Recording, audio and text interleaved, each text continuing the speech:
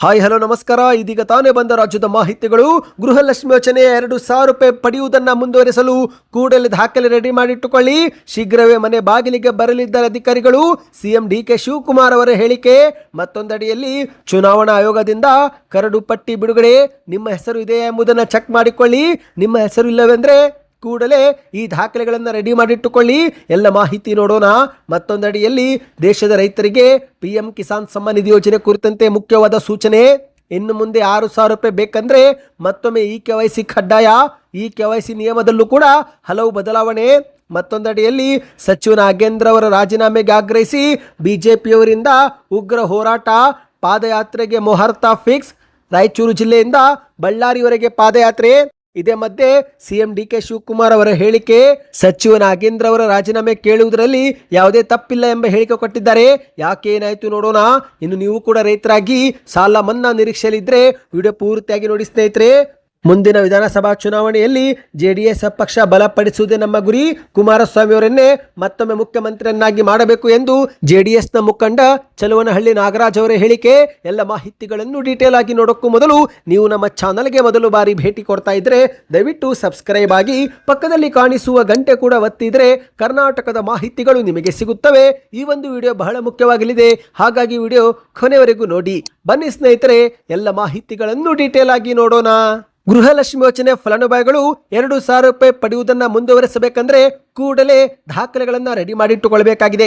ಹೌದು, ಗೃಹ ಜ್ಯೋತಿ ಯೋಜನೆಯಂತೆ ಗೃಹಲಕ್ಷ್ಮಿ ಯೋಜನೆಯಲ್ಲೂ ಕೂಡ ದುರ್ಬಳಕೆ ಅಕ್ರಮ ನಡೆದಿರುವುದು ಸರ್ಕಾರದ ಗಮನಕ್ಕೆ ಬಂದಿದ್ದು, ಹಾಗಾಗಿ ಸರ್ಕಾರ ಅರ್ಹ ಫಲಾನುಭವಿಗಳಿಗೆ ಮಾತ್ರ 2,000 ರೂಪಾಯಿ ಸಿಗುವಂತಾಗಬೇಕು ಎಂಬ ಉದ್ದೇಶದಿಂದ ಗೃಹಲಕ್ಷ್ಮಿ ಯೋಜನೆಯ ಮರು ಪರಿಶೀಲನೆಗೆ ಮುಂದಾಗಿದೆ. ಹೌದು ಸ್ನೇಹಿತರೆ, ಮೃತರ ಹೆಸರಲ್ಲಿ ಈ ಒಂದು ಗೃಹಲಕ್ಷ್ಮಿ ಯೋಜನೆ ಹಣ ಜಮಾವಾಗ್ತಾ ಇದೆ. ಅಷ್ಟು ಮಾತ್ರವಲ್ಲ, ಒಂದೇ ಕುಟುಂಬದಿಂದ ಒಂದಕ್ಕಿಂತ ಹೆಚ್ಚು ಮಹಿಳೆಯರ ಹೆಸರಲ್ಲಿ ಗೃಹಲಕ್ಷ್ಮಿ ಯೋಜನೆ ಹಣ ಜಮಾ ಆಗಿರುವುದು ಕೂಡ ಪ್ರಕರಣಗಳು ಬೆಳಕಿಗೆ ಬಂದಿದೆ. ಒಟ್ಟಿನಲ್ಲಿ ಸರ್ಕಾರದ ಕಣ್ಣಿಗೆ ಮಣ್ಣೆರಚಿ ಜನಪರ ಯೋಜನೆ ದುರುಪಯೋಗ ಪಡಿಸಿಕೊಳ್ಳುತ್ತಿರುವವರ ವಿರುದ್ಧ ಕಠಿಣ ಕ್ರಮ ತೆಗೆದುಕೊಳ್ಳುವ ನಿಟ್ಟಿನಲ್ಲಿ ಈಗ ರಾಜ್ಯ ಸರ್ಕಾರ ಮರು ಪರಿಶೀಲನೆಗೆ ಮುಂದಾಗಿದೆ. ಹೌದು, ಸರ್ಕಾರದ ಈ ಒಂದು ಹೆಜ್ಜೆ, ಈ ಒಂದು ಗೃಹಲಕ್ಷ್ಮಿ ಯೋಜನೆಯ ಪ್ರಯೋಜನ ಅರ್ಹ ಫಲಾನುಭವಿಗಳಿಗೆ ಸಿಗುವಂತಾಗಬೇಕು ಎನ್ನುವುದು ಮುಖ್ಯ ಉದ್ದೇಶವಾಗಿದೆ. ನಿಮ್ಮ ಬ್ಯಾಂಕ್ ಖಾತೆಗೆ ಗೃಹಲಕ್ಷ್ಮಿ ಯೋಜನೆ ಹಣ ಜಮಾ ಆಗ್ತಾ ಇದೆಯಾ? ಕಮೆಂಟ್ ಮಾಡಿ. ಯಾಕಂದ್ರೆ ಜುಲೈ ತಿಂಗಳಲ್ಲಿ 31ನೇ ಕಂತು, ಆಗಸ್ಟ್ ತಿಂಗಳ ಪ್ರಾರಂಭದಲ್ಲಿ 32ನೇ ಕಂತನ್ನ ಬಿಡುಗಡೆ ಮಾಡಲಾಗಿದೆ. ಅಂದ ಹಾಗೆ ಸ್ನೇಹಿತರೆ, ಫಲಾನುಭವಿಗಳು ಈ ಒಂದು ಮರು ಪರಿಶೀಲನೆಗೆ ಎಲ್ಲೂ ಕೂಡ ಹೋಗುವ ಅವಶ್ಯಕತೆ ಇಲ್ಲ. ಯಾಕಂದ್ರೆ ಮನೆ ಬಾಗಿಲಿಗೆನೆ ಆಶಾ ಕಾರ್ಯಕರ್ತೆಯರು, ಅಂಗನವಾಡಿ ಕಾರ್ಯಕರ್ತೆಯರು ಅಥವಾ ಸರ್ಕಾರಿ ಸಿಬ್ಬಂದಿ ಅಧಿಕಾರಿಗಳು ಮನೆ ಬಾಗಿಲಿಗೆ ಬಂದು ಪರಿಶೀಲನೆ ಮಾಡಲಿದ್ದಾರೆ. ಹೌದು, ಗೃಹಲಕ್ಷ್ಮಿ ಯೋಜನೆಯ ಮರು ಪರಿಶೀಲನೆ ಸುಲಭವಾಗಿ ಆಗಬೇಕು ಎಂಬ ಉದ್ದೇಶದಿಂದಲೇ ವಿಶೇಷವಾದ ಮೊಬೈಲ್ ಆ್ಯಪ್ ಕೂಡ ಸಿದ್ಧಪಡಿಸಲಾಗ್ತಾ ಇದೆ. ಫಲಾನುಭವಿಗಳ ಎಲ್ಲ ಮಾಹಿತಿಯನ್ನು ಸಿಬ್ಬಂದಿಗಳು ಇದೇ ಒಂದು ಅಪ್ಲಿಕೇಶನ್ನಲ್ಲಿ ಬಳಸಿ ದತ್ತಾಂಶವನ್ನು ಸಂಗ್ರಹಿಸಲಿದ್ದಾರೆ. ಹೌದು ಗೆಳೆಯರೆ, ಗೃಹ ಜ್ಯೋತಿ ಯೋಜನೆಯಲ್ಲಿ ಯಾವ ರೀತಿ ಮನೆ ಮನೆ ಸಮೀಕ್ಷೆ ನಡೆಸಲಾಗುತ್ತಿದೆಯೋ ಅದೇ ಮಾದರಿಯಲ್ಲಿ ಗೃಹಲಕ್ಷ್ಮಿ ಯೋಜನೆಯು ಕೂಡ ಮನೆ ಮನೆಗೆ ಭೇಟಿ ನೀಡುವ ಮೂಲಕ ಬಯೋಮೆಟ್ರಿಕ್ ಅಥವಾ ಮುಖ ದೃಢೀಕರಣ ಮಾಹಿತಿಯನ್ನು, ಫಲಾನುಭವಿಗಳ ಮಾಹಿತಿಯನ್ನು ಈ ಒಂದು ಸಿಬ್ಬಂದಿಗಳು ಅಪ್ಡೇಟ್ ಮಾಡಲಿದ್ದಾರೆ. ಅಂದ ಹಾಗೆ ಸ್ನೇಹಿತರೆ, ಒಂದೊಮ್ಮೆ ಮನೆ ಬಾಗಿಲಿಗೆ ಸರ್ಕಾರಿ ಸಿಬ್ಬಂದಿಗಳು ಬಂದಾಗ ನೀವು ಲಭ್ಯವಿಲ್ಲವೆಂದರೆ ಆಗ ನೀವು ಮತ್ತೆ ಸೇವಾ ಸಿಂಧು ಕೇಂದ್ರಕ್ಕೆ ಭೇಟಿ ಕೊಟ್ಟು ಕೂಡ ಮರು ಅರ್ಜಿ ಹಾಕಬಹುದಾಗಿದೆ. ಅಂದ ಹಾಗೆ ಸ್ನೇಹಿತರೆ, ಎಲ್ಲ ಗೃಹಲಕ್ಷ್ಮಿ ಯೋಜನೆ ಫಲಾನುಭವಿಗಳು ಆಧಾರ್ ಕಾರ್ಡ್, ವೋಟರ್ ID, ಪಡಿತರ ಚೀಟಿ, ಗೃಹಲಕ್ಷ್ಮಿ ನೋಂದಣಿಯ ಅರ್ಜಿಯ ಜೆರಾಕ್ಸ್, ಗೃಹಲಕ್ಷ್ಮಿ ಫಲಾನುಭವಿಗಳ ಬ್ಯಾಂಕ್ ಖಾತೆಯ ಮಾಹಿತಿ ಮತ್ತು ಗೃಹಲಕ್ಷ್ಮಿ ಫಲಾನುಭವಿ ಹೆಸರಲ್ಲಿರುವ ಮೊಬೈಲ್ ಸಂಖ್ಯೆಯನ್ನ ಕೊಡಬೇಕಾಗಿದೆ. ಈ ದಾಖಲೆಗಳನ್ನು ನೀಡುವ ಮೂಲಕ ನೀವು ಮರು ಅರ್ಜಿಯನ್ನ ಹಾಕಬಹುದು ಸ್ನೇಹಿತರೆ. ಬನ್ನಿ ಈಗ ಎರಡನೇ ಮಾಹಿತಿಗೆ ಹೋಗೋಣ. ಮತದಾರರ ಪಟ್ಟಿಯಲ್ಲಿ ಮೃತಪಟ್ಟವರು ಸೇರಿದಂತೆ ಅನರ್ಹರನ್ನು ಹೊರಗಿಡುವ ಸಲುವಾಗಿ ಕೇಂದ್ರದ ಚುನಾವಣಾ ಆಯೋಗವು ಸುಮಾರು 2 ತಿಂಗಳಿನಿಂದ ಮತದಾರರ ಪಟ್ಟಿಯ ವಿಶೇಷ ಸಮಗ್ರ ಪರಿಷ್ಕರಣೆ ನಡೆಸುತ್ತಿದ್ದು, ಈಗ ಅದರ ಮೊದಲ ಚರಣ ಪೂರ್ಣಗೊಂಡಿದೆ. ಹೌದು ಸ್ನೇಹಿತರೆ, SIR ಪ್ರಕ್ರಿಯೆಯ ಮೊದಲ ಒಂದು ಹಂತ ಪೂರ್ಣವಾಗಿದ್ದು, ಕೇಂದ್ರದ ಚುನಾವಣಾ ಆಯೋಗ ಸೋಮವಾರ ಆಗಸ್ಟ್ 24ರಂದು ಕರಡು ಮತದಾರರ ಪಟ್ಟಿ ಬಿಡುಗಡೆ ಮಾಡಿದೆ. ಹೌದು, ಈ ಒಂದು ಹಿಂದೆ ಅನರ್ಹರ ಪಟ್ಟಿ ಬಿಡುಗಡೆ ಮಾಡಲಾಗಿತ್ತು. ಇದೀಗ ಅರ್ಹ ಮತದಾರರ ಪಟ್ಟಿಯೊಂದು ಬಿಡುಗಡೆ ಮಾಡಲಾಗಿದೆ.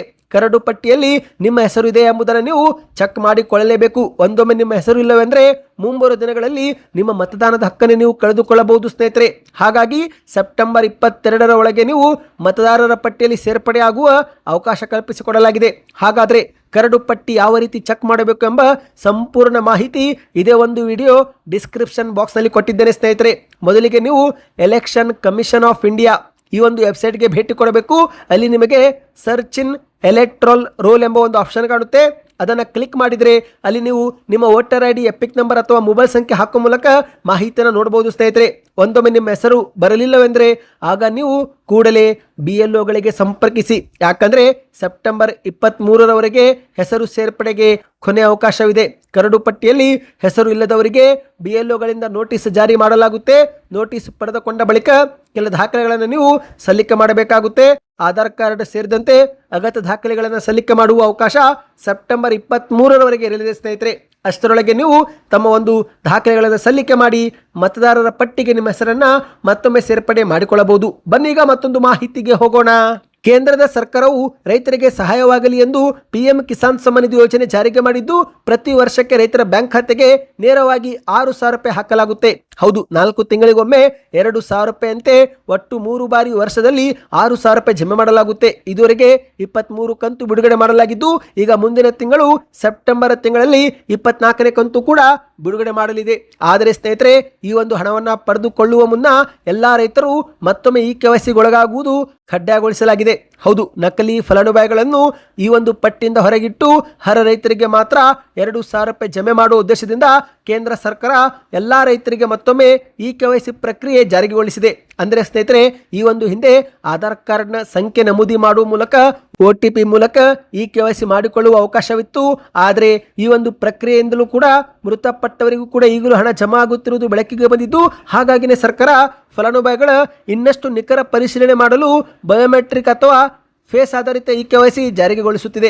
ಅಂದರೆ ಸ್ನೇಹಿತರೆ, ಎಲ್ಲ ರೈತರು ಬೆರಳಚ್ಚು ಅಥವಾ ಮುಖ ಗುರುತಿಸುವಿಕೆ ಮೂಲಕ ಮತ್ತೊಮ್ಮೆ ಈ KYCಗೆ ಒಳಗಾಗಬೇಕು. ಹತ್ತಿರದ ಸಾಮಾನ್ಯ ಸೇವಾ ಕೇಂದ್ರ, ಗ್ರಾಮ ಒನ್, ಕರ್ನಾಟಕ ಒನ್ ಅಥವಾ ಕೃಷಿ ಇಲಾಖೆಯ ರೈತ ಸಂಪರ್ಕ ಕೇಂದ್ರಕ್ಕೆ ಭೇಟಿ ಕೊಟ್ಟು ಈ ಒಂದು ಈ KYC ಪ್ರಕ್ರಿಯೆ ಪೂರ್ತಿ ಮಾಡಿಕೊಳ್ಳಬಹುದಾಗಿದೆ. ಅಂದ ಹಾಗೆ ಸ್ನೇಹಿತರೆ, ಮೊಬೈಲ್ ಮೂಲಕವೂ ಕೂಡ KYC ಪೂರ್ತಿ ಮಾಡಿಕೊಳ್ಳಬಹುದು. ಅದಕ್ಕಾಗಿ ರೈತರು 2 ಅಪ್ಲಿಕೇಶನ್ ಡೌನ್ಲೋಡ್ ಮಾಡಿಕೊಳ್ಳಬೇಕು. ಮೊದಲನೇದು PM ಕಿಸಾನ್, ಎರಡನೇದು ಆಧಾರ್ ಫೇಸ್ RD.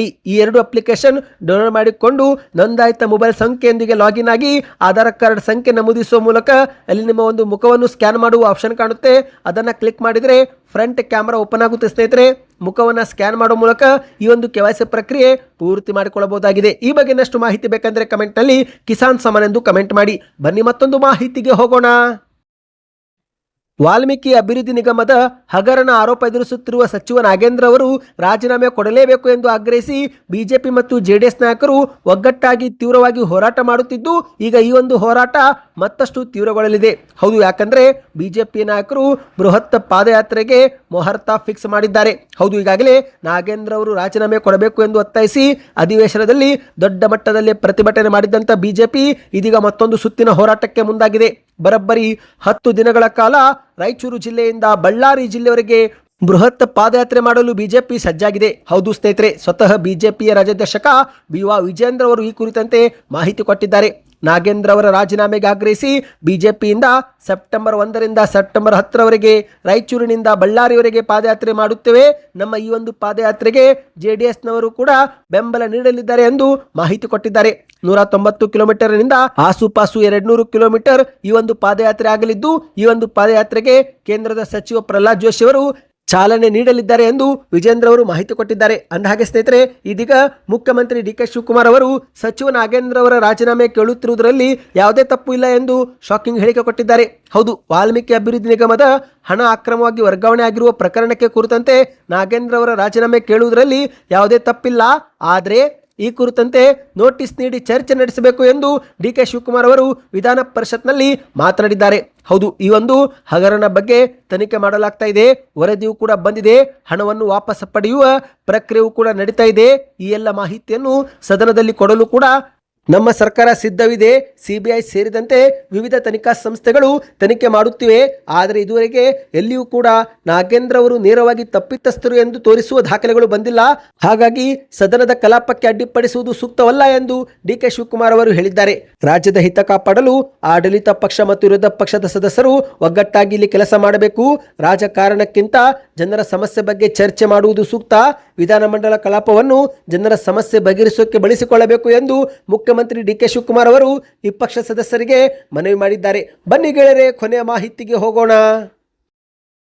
ನೀವು ಕೂಡ ರೈತರಾಗಿದ್ದು ಸಾಲ ಮನ್ನಾ ನಿರೀಕ್ಷೆಯಲ್ಲಿದ್ದರೆ ಕಮೆಂಟ್ನಲ್ಲಿ ಸಾಲ ಮನ್ನಾ ಎಂದು ಕಮೆಂಟ್ ಮಾಡಿ. ಇದೀಗ ರಾಜ್ಯದ ರೈತರ ಕನಿಷ್ಠ 50,000 ರೂಪಾಯಿ ಆದರೂ ಸಾಲವನ್ನು ಮನ್ನಾ ಮಾಡಬೇಕು ಎಂದು ಒತ್ತಡ ಹಾಕಲಾಗಿದೆ. ಹೌದು, ರಾಜ್ಯ ಸರ್ಕಾರಕ್ಕೆ ರೈತರ ಸಾಲವನ್ನು ಮನ್ನಾ ಮಾಡಬೇಕು ಎನ್ನುವ ಒತ್ತಡ, ಕೂಗು, ಮನವಿ ಈಗಾಗಲೇ ಮಾಡಲಾಗಿದೆ. ಅಂದಹಾಗೆ ಸ್ನೇಹಿತರೆ, ಮುಖ್ಯಮಂತ್ರಿ ಡಿ ಕೆ ಶಿವಕುಮಾರ್ ಅವರು ಕೂಡ ರೈತರ ಸಾಲ ಮನ್ನಾ ಮಾಡುವುದಾಗಿ ಭರವಸೆ ಕೊಟ್ಟಿದ್ದಾರೆ. ಮೊದಲು ಸಾಲ ಮನ್ನಾ ಬಗ್ಗೆ ಪರಿಶೀಲನೆ ಮಾಡುತ್ತೇವೆ, ತಳಮಟ್ಟದಿಂದ ಮಾಹಿತಿ ಪಡೆದುಕೊಂಡು ಈ ಬಗ್ಗೆ ನಿರ್ಧಾರ ಮಾಡುತ್ತೇವೆ ಎಂದು ಸಿಎಂ ಅವರು ಭರವಸೆ ಕೊಟ್ಟಿದ್ದಾರೆ. ಆದರೆ ಸ್ನೇಹಿತರೆ, ಈಗ ಸಾಲ ಮನ್ನಾ ಮಾಡಬೇಕಂದ್ರೆ ಕುಮಾರಸ್ವಾಮಿ ಅವರನ್ನೇ ಮುಖ್ಯಮಂತ್ರಿಯನ್ನಾಗಿ ಮಾಡಬೇಕು ಎನ್ನುವ ಮತ್ತೊಮ್ಮೆ ಕೂಗು ಕೇಳಿ ಬಂದಿದೆ. ಹೌದು, ಕೋಲಾರ ವಿಧಾನಸಭಾ ಕ್ಷೇತ್ರದ ಹಳ್ಳಿಗಳಲ್ಲಿ ಜೆಡಿಎಸ್ ಪಕ್ಷವನ್ನು ಬಲಪಡಿಸುವುದೇ ನಮ್ಮ ಗುರಿ. ಜೆಡಿಎಸ್ ಕಾರ್ಯಕರ್ತರು ಒಗ್ಗಟ್ಟಿನಿಂದ ಕೆಲಸ ಮಾಡಿ ಜೆಡಿಎಸ್ ಗೆಲ್ಲಿಸಬೇಕು ಮತ್ತು ಎಚ್ ಡಿ ಕುಮಾರಸ್ವಾಮಿ ಅವರನ್ನ ಮತ್ತೊಮ್ಮೆ ಮುಖ್ಯಮಂತ್ರಿಯನ್ನಾಗಿ ಮಾಡಬೇಕು ಎಂದು ಜೆಡಿಎಸ್ ಪಕ್ಷದ ಮುಖಂಡ ಚಲುವನಹಳ್ಳಿ ನಾಗರಾಜ್ ಸೇರಿದಂತೆ ಹಲವರು ತಮ್ಮ ಅಭಿಪ್ರಾಯ ವ್ಯಕ್ತಪಡಿಸಿದ್ದಾರೆ. ಹೌದು, ಮಾಧ್ಯಮಗಳ ಮುಂದೆ ಚಲುವನಹಳ್ಳಿ ನಾಗರಾಜ್ ಎನ್ನುವರು ಮಾತನಾಡಿದ್ದು, ಜೆಡಿಎಸ್ ಪಕ್ಷ ಮತ್ತೊಮ್ಮೆ ಅಧಿಕಾರಕ್ಕೆ ಬರಬೇಕು. ಕುಮಾರಸ್ವಾಮಿ ಅವರು ಈಗಾಗಲೇ 2 ಬಾರಿ ಮುಖ್ಯಮಂತ್ರಿ ಆದರೂ ಪೂರ್ಣ ಬಹುಮತದ ಸರ್ಕಾರ ನಡೆಸಲು ಅವರಿಗೆ ಸಾಧ್ಯವಾಗಿಲ್ಲ. ಆದರೆ ಈ ಬಾರಿ ಅವರಿಗೆ 5 ವರ್ಷಗಳ ಕಾಲ ಸಿಎಂ ಆಗಿ ಅವಕಾಶ ನೀಡಿದರೆ ದೇಶಕ್ಕೇನೆ ಮಾದರಿಯಾಗುವ ರೀತಿಯಲ್ಲಿ ರಾಜ್ಯವನ್ನು ಅವರು ಅಭಿವೃದ್ಧಿಪಡಿಸುತ್ತಾರೆ. ಅವರು ಕೊಟ್ಟ ಮಾತಿನಂತೆ ನಡೆದುಕೊಳ್ಳುವ ನಾಯಕರು. ಆದ್ದರಿಂದ ಜೆಡಿಎಸ್ಗೆ ಮತ್ತೊಂದು ಅವಕಾಶ ನೀಡಬೇಕು ಎಂದು ಮನವಿ ಮಾಡಿದ್ದಾರೆ. ರೈತರ ಸಮಸ್ಯೆ ಸೇರಿದಂತೆ ನೀರಾವರಿಯ ಹಲವು ವಿಚಾರಗಳಲ್ಲಿ ದೇವೇಗೌಡರ ಕುಟುಂಬ ನಿರಂತರವಾಗಿ ಹೋರಾಟ ಮಾಡಿದೆ. ಈ ಒಂದು ಹಿಂದೆ ಕುಮಾರಸ್ವಾಮಿ ಅವರು ರೈತರ ಪರವಾಗಿ ಹಲವು ಮಹತ್ವದ ನಿರ್ಧಾರ ಕೈ ತೆಗೆದುಕೊಂಡಿದ್ದಲ್ಲದೆ ಸಾಲವನ್ನು ಕೂಡ ಮನ್ನಾ ಮಾಡಿದ್ದಾರೆ. ಸಾಲ ಮನ್ನಾ ಒಂದೇ ಜಾತಿಗೆ ಅವರು ಮಾಡಿಲ್ಲ, ಎಲ್ಲ ರೈತರ ಸಾಲವನ್ನು ಮಾಡಿದ್ರು ಎಂದು ಹೇಳಿಕೆಯನ್ನು ಕೊಟ್ಟಿದ್ದಾರೆ. ಸ್ನೇಹಿತರೆ, ಸದ್ಯಕ್ಕೆ ಎಷ್ಟೇ ಇತ್ತು ಈ ಎಲ್ಲ ಮಾಹಿತಿಗಳು ಇಷ್ಟವಾಗಿದ್ದರೆ ಚಾನಲ್ಗೆ ದಯವಿಟ್ಟು ಸಬ್ಸ್ಕ್ರೈಬ್ ಆಗಿ.